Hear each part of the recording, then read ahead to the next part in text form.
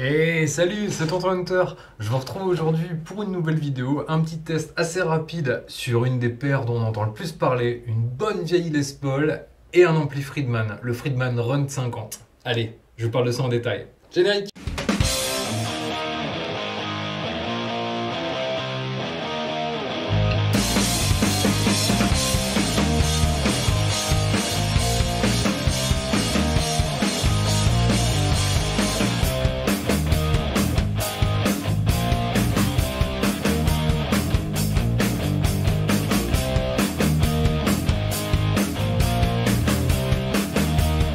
Et ouais, je pense que vous l'avez aussi souvent entendu que moi. Beaucoup de gens ne jurent que par les amplis Friedman et ça fait des années que j'essaie d'en procurer un. Mais bon, je pense que comme moi, vous avez vu aussi les tarifs bien prohibitifs. Donc bon, bah ça n'a pas toujours été possible. Et là, j'ai réussi à trouver un super deal en faisant des petits trocs avec vous, avec des abonnés. Ça fait toujours plaisir d'ailleurs. Et donc on a trouvé un terrain d'entente et j'ai un Friedman entièrement neuf. À mon avis, le gars qui l'a eu a vraiment pas dû beaucoup jouer avec. Donc un Friedman Run 50. Vous allez voir, franchement, c'est vraiment chouette. On va d'abord partir sur une description des deux, donc à la fois de la guitare et de l'ampli, et à la fin vous aurez les tests. Comme ça, je mettrai aussi les timestamps, donc comme ça, si vous voulez voir comment ça sonne directement, vous pourrez éviter d'écouter toute ma parlotte habituelle. Même si je pense qu'au fur et à mesure, c'est un petit peu ça qui vous plaît, sinon vous ne reviendrez pas. D'ailleurs, un grand merci pour votre fidélité pour les précédentes vidéos. Franchement, merci beaucoup, notamment la vidéo avec Anthony. J'ai vu qu'elle vous avait vraiment bien plu. J'ai eu pas mal de commentaires et de retours pour dire que vous aimez bien les vidéos où justement il y avait pas mal d'anecdotes, où il y avait cette complicité et tout. Donc n'hésitez pas à mettre en commentaire si vous voulez qu'on en fasse une deuxième avec Anto. On a pas mal de sujets, on a discuté un peu. Je crois que ça nous a plu tous les deux de faire la vidéo, donc on pourra en refaire avec grand plaisir. D'ailleurs, je vous redemande directement au début de vidéo, s'il vous plaît, si vous n'êtes pas encore abonné à la chaîne, faites-le, abonnez-vous, mettez un like, un commentaire, franchement ça aide beaucoup la chaîne et ça va permettre, et ça permet déjà, que je puisse contacter des marques et qu'ils nous prêtent aussi du matos pour qu'on puisse essayer tous les trucs qui nous font rêver sur le net. La même chose que chaque nuit, Minus. Essayez de conquérir le monde. Donc voilà, je vous remercie et tout d'avoir pris 5 minutes, franchement c'est cool.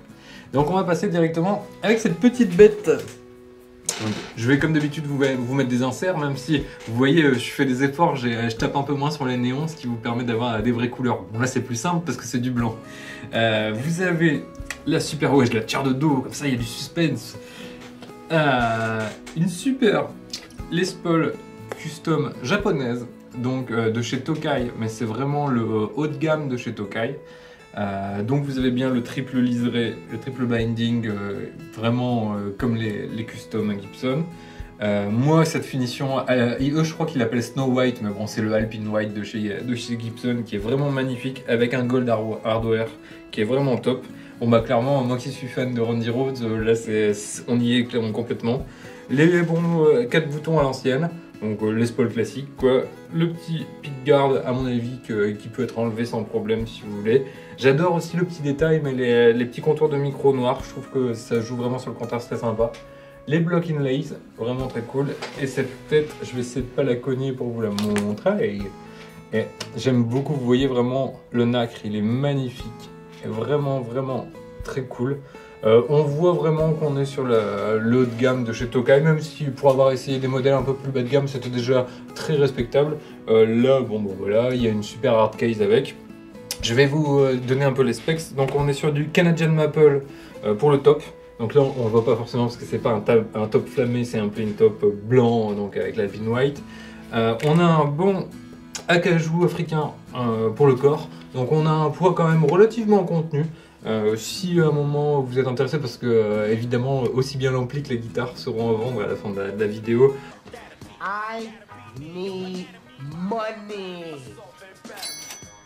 N'hésitez pas à me contacter si c'est un critère important pour vous, je la peserai sans souci. Mais écoutez, à côté là j'ai ma Jack Wild ici et elle me paraît même un peu plus légère. Donc pour une custom franchement on est pas mal. Donc sinon on est toujours sur les standards pour une custom quoi. Un manche type 60. Entre 59 et 60, c'est pas le plus fin, donc je dirais pas jusqu'au slim tapper, mais quand même entre 59 et 60. Donc un D sympa, ni trop grand ni trop petit, pas plat non plus, avec juste le petit arrondi qui va bien pour que pour la prise en main soit vraiment cool. Une bonne projection à vide.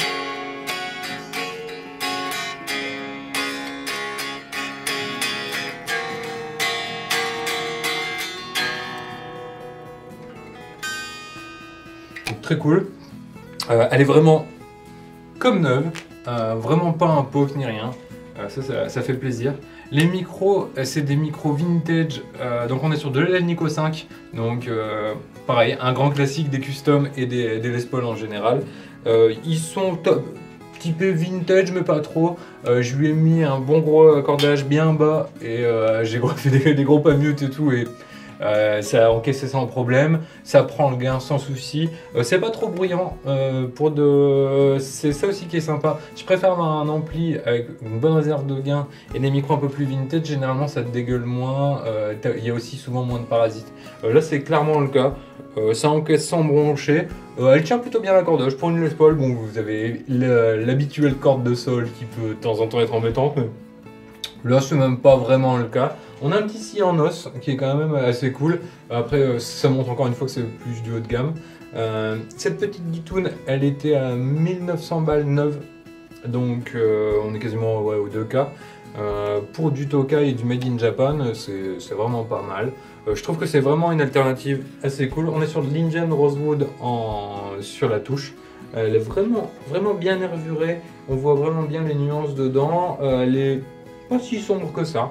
Je vous mettrai aussi des gros plans et des vidéos pour que vous puissiez vous en rendre compte. On a une super hard case de luxe avec, qui est vraiment chouette aussi. Donc je vous l'ai dit, on était sur un modèle entre 1009 et 2000, entre 1009 et le 2000 quand il est sorti. Je crois pas qu'il soit encore dispo actuellement. C'est la L136 quelque chose. Je reprends mon copion pour pas vous dire trop d'âneries. ULC 136S, donc le Snow White. Et donc ouais, chez nos amis d'Omega, elle était à 1899. Donc ouais, 1900. Je l'ai déjà vu aussi à 2000 sur certains magasins en neuf. Donc voilà. Je vais vous faire un petit prix sympa comme d'habitude pour que ce soit abordable. Vous allez voir, de toute façon, je vais même proposer un pack. Parce que en fait les deux vont tellement bien ensemble, la légende disait vrai, entre le Friedman et la Les Paul, je pense que c'est vraiment la combinaison parfaite. Si vous cherchez le son rock'n'roll à l'ancienne, de toute façon on verra après, mais le plexi, c'est le lapsus est révélateur pour le coup, le Friedman c'est vraiment un plexi amélioré quoi. Donc c'est vraiment la simplicité même, mais je trouve que c'est vraiment la config qui va faire le café. Si vous cherchez vraiment ce genre de son, vous aurez du mal à trouver mieux, clairement. Donc, sinon, ce sera aussi dispo séparément, évidemment. Mais moi, j'ai bien accroché. Elle a un peu plus de medium que ma Zakk Wylde. Je pense que ça vient évidemment pas mal de micros. Au niveau confort, c'est kiff-kiff. De toute façon, Les Paul, toujours sympa à jouer assis sans problème. Donc, vous voyez, vraiment très cool. Elle a vraiment pas un nion, elle est vraiment neuve. Très sympa cette marque. Moi qui aime bien les Les Paul japonaises, on se trompe rarement, hein. Franchement, que ce soit les Orville by Gibson, les Tokai, les Edwards, etc. Regardez quand même bien les séries parce que je sais que notamment chez Tokai, il y a des séries où il y a écrit Limited, etc. Et parfois c'est quand même des chinoises, c'est pas toujours des japonaises. En tout cas, c'était pas le cas dans le temps, il faudrait vérifier si c'est toujours le cas. Là, vous avez même le petit Made in Japan là derrière, ici. Donc ici, pas de doute. Donc avec la hardcase et tout tranquillou. Je vais vous la mettre à 1003. Donc ça vous fait économiser quand même pas mal, entre 1009 et 2009. Et je vous la fais à 1003 avec le port. Bon, ça paraît pas mal avec la case. Je vais vous mettre les petits tests tout de suite de la Les Paul. Et comme ça, vous aurez aussi un petit avant-goût du Friedman dont on va parler maintenant.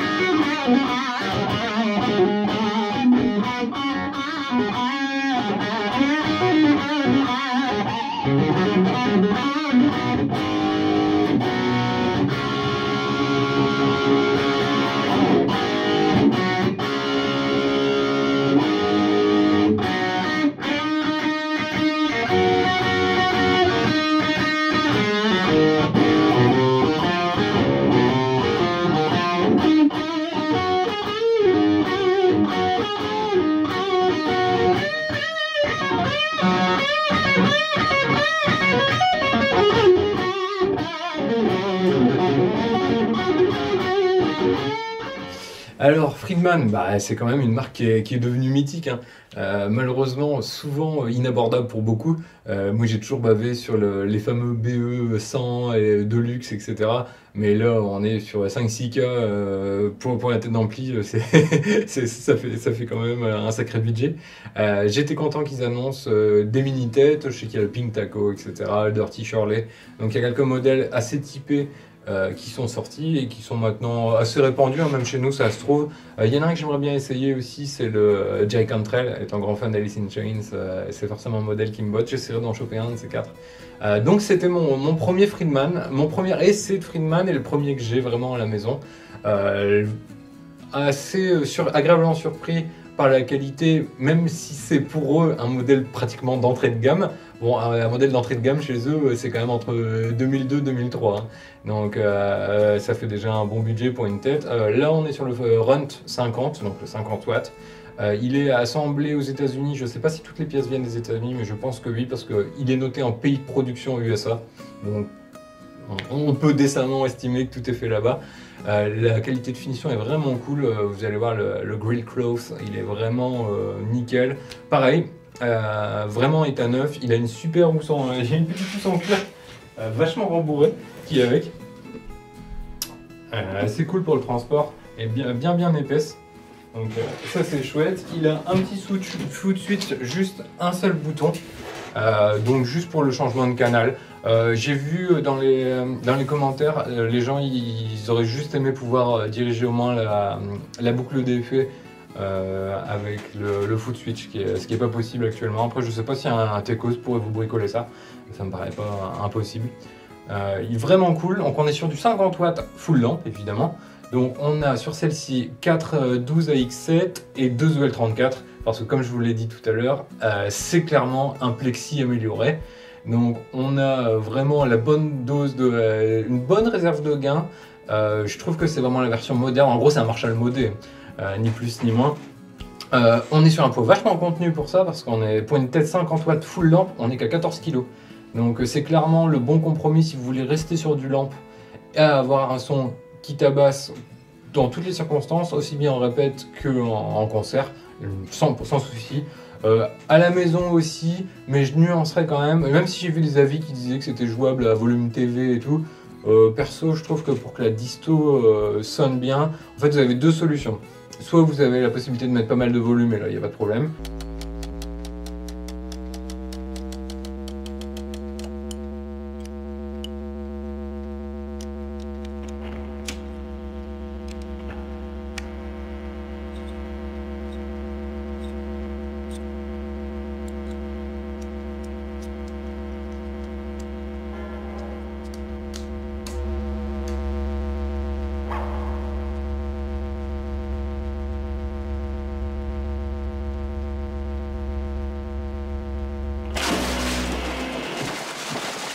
Et pas mal de volume.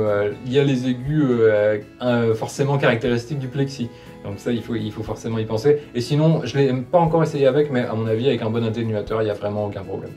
Donc ça permet de rester sur un poids contenu, donc de 14 kg quand même, et de pouvoir jouer à la maison, se faire plaisir et tout. Et surtout, regarder le caractère de lampe et de la légende marshallienne. Donc je trouve que c'est une bonne alternative. Pour avoir eu un plexi de 87, il y a ça doit faire quoi, un an à peu près maintenant, il s'y défend très bien. Je trouve qu'il est un poil plus moderne quand même, vraiment pas grand chose, mais c'est la version Friedman. Je pense qu'il voulait pas non plus faire une copie conforme, mais on a un petit peu plus de... Je trouve qu'il y a une petite bosse en plus sur les médiums, et vraiment chouette. Les aigus sont vraiment, si vous aimez le son Marshall, voilà. Donc c'est un 2 canaux, 2 canaux même, et vous aurez aussi un clean un petit peu plus utilisable entre guillemets que les Marshall classiques, je trouve. Il y a aussi une boucle d'effet, ce qui est toujours bon à prendre, et vous avez une sortie DI, donc ça c'est quand même chouette. Vous voyez, quand je vous disais que c'était un peu le compromis entre la modernité et les anciens Marshall, je pense que c'était clairement ce qui était recherché, quoi. Ça sonne vraiment rock à l'ancienne. Si vous voulez balancer des gros accords de Ré comme ça et tout, vous allez vite tomber sur du AC/DC, etc. Je pense que pour du rock, évidemment, c'est le top. Hard rock aussi, sans souci. Heavy, sans problème, il y a quand même un gain assez prononcé. Il y a aussi un boost, ça aussi c'était une des critiques. Donc pour moi, les deux critiques de cet ampli, c'est que la boucle d'effet n'est pas contrôlable au pied, donc il faut switch, et le boost non plus. Donc le boost, vous avez un petit bouton sur la truc. Je vais vous mettre de toute façon des plans de coupe pour que vous puissiez le voir de plus près. Vous allez voir, pareil, il est immaculé, il n'y a aucun nion ni rien, franchement il est chouette. Moi je trouve que c'est vraiment un bon compromis, c'est quelque chose qui va vous permettre d'avoir de la personnalité quand même parce que ça va sortir du mix, il n'y a vraiment aucun souci là-dessus. Et puis il a vraiment un sacré look aussi, j'aime bien cette idée du Marshall revisité. Bon, c'est pas les premiers ni les seuls à le faire, mais je trouve que c'est fait correctement. Donc encore une fois, ils vendaient ça à 2002,9. Moi je vais vous faire ça à 1005, comme ça vous faites quand même 700 balles d'économie sur la tête qui est vraiment neuve avec la housse et le foot switch. Et on va regarder pour vous faire, je pense, un bon petit bundle. N'hésitez pas à me contacter si jamais vous êtes intéressé pour prendre et la guitare et l'ampli. On s'arrangera, je vous ferai un prix cool quoi. Et puis ça pourrait être sympa aussi si jamais c'est quelqu'un qui est dans le nord ou en Belgique, pourquoi pas venir l'essayer ici et peut me faire une vidéo si ça vous intéresse. Donc voilà un mini batch si je puis dire qui vient de rejoindre la maison. Agréablement surpris, oui et non parce que en fait j'ai jamais entendu du mal des Friedman, donc la qualité au rendez-vous était ce à quoi je m'attendais. Et la Les Paul, franchement, c'est une Les Paul que je garderai bien. Franchement, elle a vraiment toutes les qualités qu'on attend d'une Les Paul. Et tout simplement, si là vous prenez d'occasion la Friedman et la Tokai Custom, ça vous reviendra au même prix que d'acheter juste une Gibson Les Paul standard, quoi. Donc vous aurez la guitare et l'ampli pour le même prix que simplement une gratte. Et je pense que pour avoir essayé des standards récemment, elle est un poil au-dessus des standards actuels. Donc je dirais pas jusqu'à dire qu'elles sont au niveau des customs, parce que il faut raison garder comme on dit, mais et en plus on est quand même revenu, ça aussi il faut être un peu honnête, on est quand même revenu sur des bonnes années de fabrication côté Gibson. Ils ont quand même vachement redressé la barre. Je sais que on crache facilement sur eux, mais actuellement si ce n'est les tarifs qui sont critiquables, au moins on a la qualité. Avant, les tarifs ils étaient quand même vachement chers par rapport à l'époque, et la qualité n'y était pas toujours. Donc on est quand même dans l'amélioration et plutôt dans une bonne période pour eux. Donc ouais, cette petite Tokai qui me plaît vraiment bien. Vous allez voir, non, franchement elle en a dans le ventre. Je pense qu'il y a vraiment de quoi s'amuser, et la paire vraiment parfaite avec le Friedman, le Runt. Je sais qu'ils l'ont fait aussi en 20 watts. Mais je trouve que le 50 permet d'exploiter plus, il y a quand même plus de headroom, et ça doit permettre aussi de couvrir, si notamment vous avez fait des concerts par-ci par-là, je pense que ça peut couvrir toutes les situations. Enfin, le 20 sera peut-être un petit peu léger. Et autre point que j'ai pas abordé avec le Friedman, déjà le clean est assez sympa, et vous avez aussi des switches de bright qui vous permettent aussi d'aller plutôt, si vous êtes un peu plus dans le blues, etc., un petit bright, ça peut toujours être sympa. Et c'est surtout une super plateforme à pédales. Donc aussi bien le clean que la disto, vous aurez vraiment pas de soucis. Si jamais vous voulez un truc un peu plus métal, vous foutez une pédale de disto ou une tube screamer par-dessus, vous allez y aller, mais alors sans problème. Déjà là vous y êtes, dans la distorsion naturelle de l'ampli est déjà vachement bien, mais si vous voulez un truc un peu plus typé ou avec des médiums un peu scooped, etc., une petite pédale, genre une choc pédale ou un truc comme ça, sans problème. Donc voilà, petit ampli sympa, la paire qui va bien, la bonne paire. T'as toujours eu plus de baloches que de ménage. Ouais. Bonsoir, Benny. Et voilà, c'était Tonton Hunter. Aujourd'hui, j'ai essayé de rester dans un format assez court. Je pense qu'on va être sur une vingtaine de minutes. N'hésitez pas à me dire aussi si vous aimez bien aussi les petits tests comme ça, un peu plus courts, où on papote un petit peu moins et on va plus dans le dur, dans le concret. En tout cas, merci encore pour votre fidélité. J'espère que les vidéos actuelles vous plaisent. Encore une fois, franchement, abonnez-vous, mettez des likes et des commentaires, ça aide vraiment beaucoup la chaîne. Là, on est vraiment en train de monter pas mal. J'ai été contacté par pas mal de marques qui commencent à nous remarquer, donc c'est chouette, ça va nous permettre d'avoir des partenariats sympas. Là, j'ai encore quelques petits partenariats avec des artisans. Vous savez, l'amour que j'ai pour l'artisanat, surtout francophone. Il y a des fabricants qu'on va bientôt mettre à l'honneur. Et il n'y a rien qui nous fait plus plaisir. Donc voilà, merci pour votre fidélité. Passez un bon moment, comme je vous dis. Et n'hésitez pas à me contacter. Je vais vous mettre les liens Reverb, mais comme vous savez, sur Reverb, vu qu'ils prennent une grosse commission, etc., les prix sont toujours plus hauts. Mais comme je vous ai dit, la petite Tokai, elle sera à 1003. Le Friedman complet, il sera à 1005. Donc voilà. Donc je pense qu'on peut se faire un petit truc sympa, se faire un petit bundle entre amis. Donc voilà, prenez soin de vous, on se voit bientôt, c'était Tonton Hunter. Ciao.